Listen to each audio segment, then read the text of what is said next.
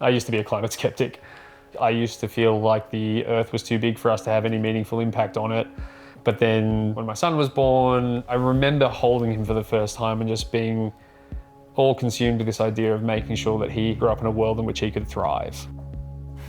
And so it took that to sort of shift me out and go, you know what, no assumptions, what does the data tell me?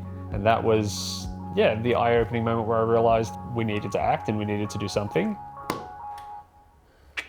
Now that the country wasn't going to do it, but because at the time I think we had Scott Morrison in government, but we can at least do it in our house. We just planned out when we would be able to afford to make all of those changes.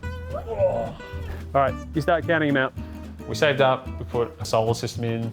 Batteries was the next step. The final was the EV. That was a big jump, but we've saved $32,500. My initial motivation was to make sure this guy had a good future, but actually this has turned out to be one of the greatest investments I could have made. But I suddenly realized it wasn't going to make a damn all of difference if only I did it. And Climate 200 and the community members that they had around them just seemed to be the answer that I was looking for.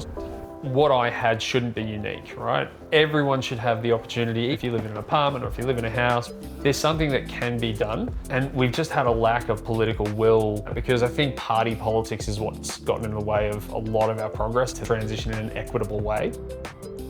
Donating to Climate 200 in terms of like a return on investment, if we get to a point where Australia leads the world into a new age of opportunity and prosperity, seems like a worthwhile go.